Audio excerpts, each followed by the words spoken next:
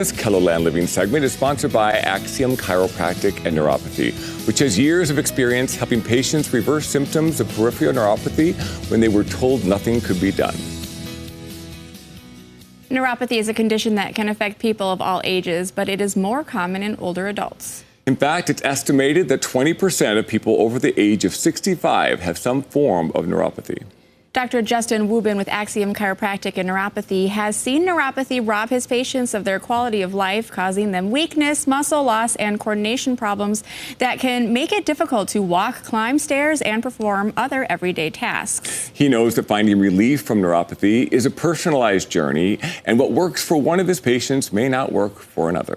But he also knows that relief is possible, and he can help. He's here to tell us how. Welcome. Awesome. Thanks for having me today. Yeah, so we should start with the basics on really what neuropathy is. All right. So I'll break it down. I'm kind of a visual person. And so we were talking earlier, like, what is peripheral neuropathy? Yeah. So peripheral is kind of like your peripheral vision. So if you're going right here and now you can see your fingers. It's just the outer edge. So peripheral just means outer edge. Okay. And then means nerve, and opathy means problem. And so if we think about peripheral neuropathy, what's the farthest nerves from your brain and your heart, or down in your what? Right, toes. Feet, right, toes. And so I brought a model in today, just kind of explain when someone has symptoms in their feet, it sends information with the nerves that go down here. But if you'll notice, there's the yellow ones, which are the nerves, but the red ones, actually, if you go through this, are actually the blood vessels. And so if someone's having symptoms, typically it starts in the tips of the toes and it starts working its way up the feet. Okay. And so that's why it's called peripheral neuropathy. All right. And what age would it start to do that?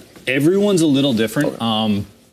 I'd say the average person is about 65 or older when patients are coming into our office. But a lot of the times there's certain diabetics or someone who's post-cancer. Like my dad had cancer, and so after the chemo and the radiation, there's things that actually damage the nerves and the vessels, and it starts usually at the tips of the toes. So it really depends. I mean, just a peripheral neuropathy at its base, maybe an older patient, but if it's caused by something, for example, the medication used to treat cancer or other things, or maybe there's autoimmune diseases that maybe can lead to some peripheral neuropathy as well. Yeah, again, there's hundreds, if not potentially thousands, but I'd say there's a lot of different causes. It's kind of like a plant.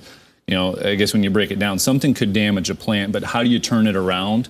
It's just using very, very simple principles that help with nerve stimulation, getting blood flow to the nerve and making sure it's oxygen, and make sure you get the right nutrients and stuff that helps decrease inflammation. All right, well, so how are ways that people can actually do that? Okay, so the first thing is to figure out, do you actually have peripheral neuropathy? And that's the big thing. A lot of people might have a symptom and they've never heard of peripheral neuropathy before. But when you break this down, I'm kind of a visual guy, but the brain is going to send information down the spinal cord, and it goes out that low back and goes down to the legs and the feet. But the thing is, the brain also, or the information also from the nerve has to go from the feet back up to the brain. And so the really big thing is to figure out what's causing it. And so sometimes it's low back. My pastor fell 60 feet and shattered his pelvis.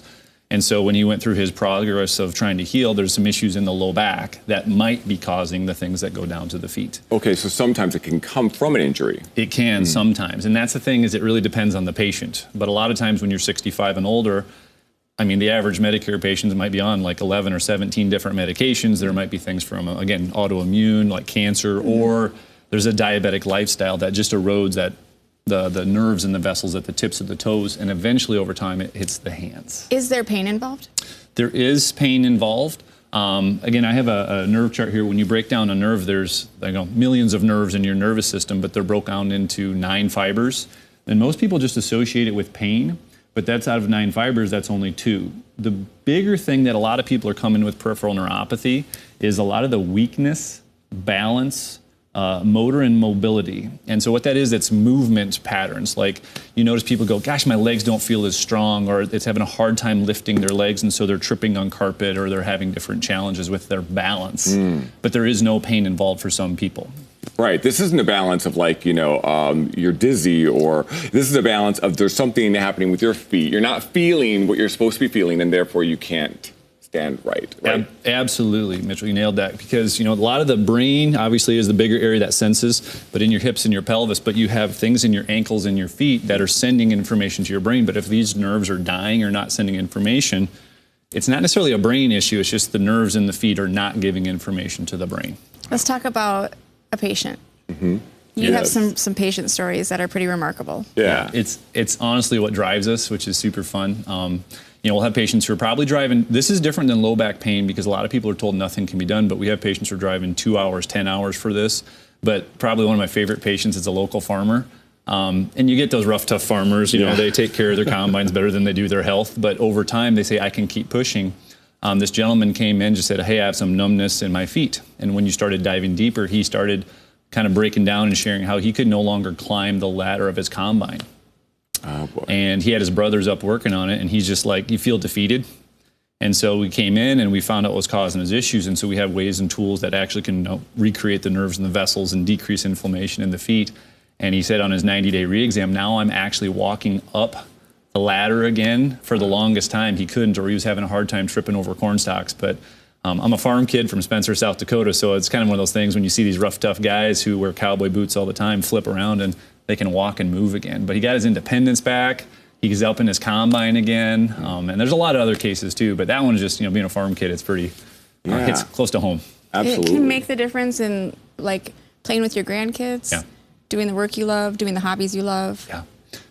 Just general, ability to live the life that you want to live, right? And a lot of people around 65 that look forward towards retirement. Right. But if you can't walk, you can't move. People prematurely go into the nursing home or assisted living because their balance is shot and their nerves, they're just, they can't sleep at night because the sheets feel like hammers. It's just this crazy thing of, it's something that can be still turned around, but these people are told nothing can be done. For the longest time, there probably was nothing that could be done. You're right. You're right. And so there's advances in technology. Like I said, I got LASIK about in June of this year, and if you would have said 50 years ago they're going to slap a laser on your eyeball and help your vision, you'd say it's crazy. But technology is so advanced now, it is possible to turn this around. But the reality is, if a plant is laying flat on the ground, there are people that are too far gone, and that's why we don't accept every patient that comes in, because morally and ethically, if we can't help them, we'll let them know right up front. And it's a pretty easy thing to figure out, like whether or not it is peripheral neuropathy and or if you think you can help them. And that can be done in a consultation. Yeah, we do that in a consultation exam. I got to figure out what the heck's going on with the patient. And basically, they might feel something, but like you said, they might have something else, like the burning, the cold, the numbness.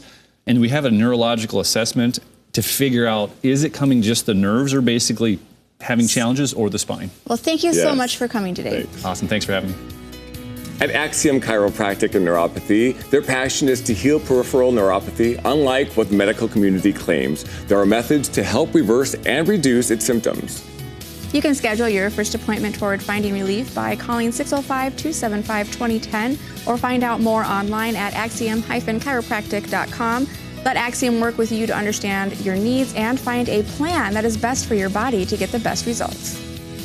This Keloland Living segment has been sponsored by Axiom Chiropractic and Neuropathy, which has years of experience helping patients reverse symptoms of peripheral neuropathy when they were told nothing could be done.